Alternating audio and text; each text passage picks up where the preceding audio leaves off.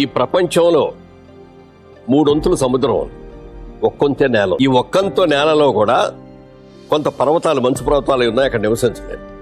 కొన్ని ఎడారులు ఉన్నాయి, వాటర్ ఉండదు, అక్కడ నివసించలేరు. ఇక నివసించడానికి ప్రదేశం ఉన్నది చాలా తక్కువ, 20% ఉంటుంది, అంతకంటే ఎక్కువ ఉండదు. ఈ 20%కి సంవత్సరం జనాభా విపరీతంగా పెరిగిపోతున్నారు ప్రపంచం మొత్తం మీద. మన దేశమే కాదు, అన్ని చోట్ల. రాబోయే రోజుల్లో జనం విపరీతంగా పెరిగిపోయి సైట్స్ తగ్గిపోతాయి.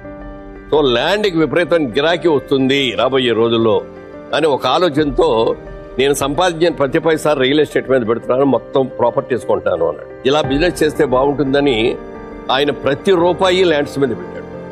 అంటే ఆ రోజుల్లో ఎకరం 5,000 రూపాయలు పెట్టి కొంత ఎకరం 50 కోట్లు అయింది.